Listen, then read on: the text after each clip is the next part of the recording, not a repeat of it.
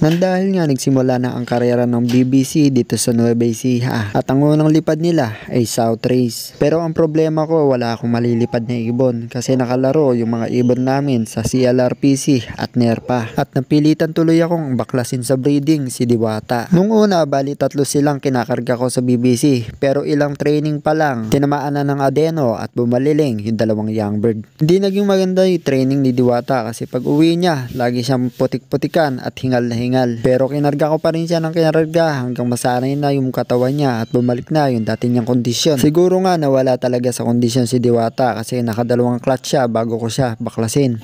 Sabi nila kapag daw nagsubo na ang isang ibon hindi na daw maganda ikarera. Sabi sa inyo nag-1-1 na nung nakaraan, nag-1-1 na rin to Ngayon nag-1-1 siya. Bumibilis na ulit si Diwata.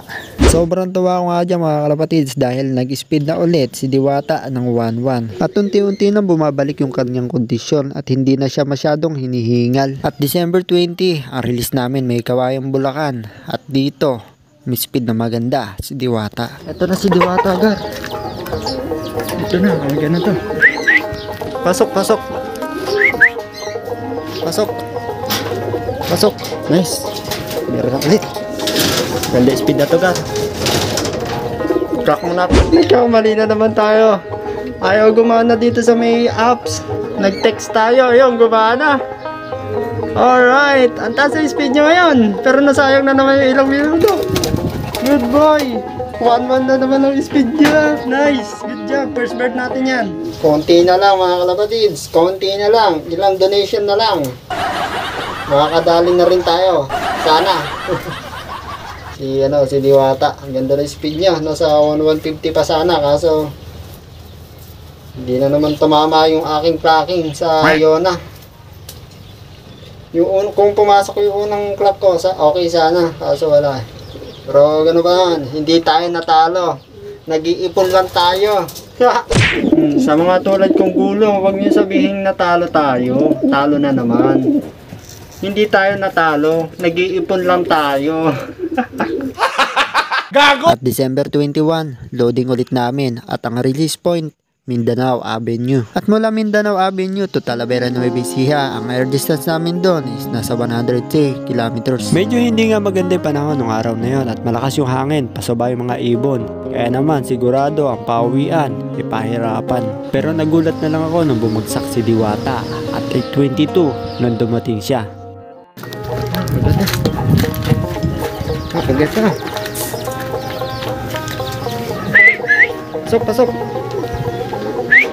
Ay, hindi hinihingal yan. Pasok. Boy, diyan ka lang muna. Pasok. Ay, puta, nakasara. Pasok. Diyan ka lang muna, boy. Ayan.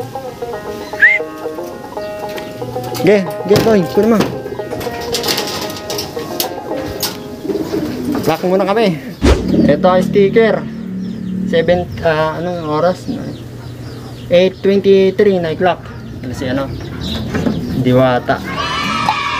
Boy. Kasa si right clocking, hindi natin makikita. Hindi pa nagre-reply Nang dahil nga naka-under maintenance si Yona Pro, sa SMS clocking kami pinag-send. Kaya dapat mga kalapatids, laging tandaan kapag ka naka-under maintenance ang clocking system, dapat tama yung access number na pagsesendan mo ng sticker. At tama rin yung sticker number na sinend mo para meron kang screenshot na isesend at pruweba sa kanila. Ito pala ang naging resulta. Ang number 4 si Diwata at nakuha niya ang kauna-unahan niyang panalo sa club ng BBC. Sabi sa inyo, hindi tayo natalo. Nag-iipon lang tayo. Yun lang.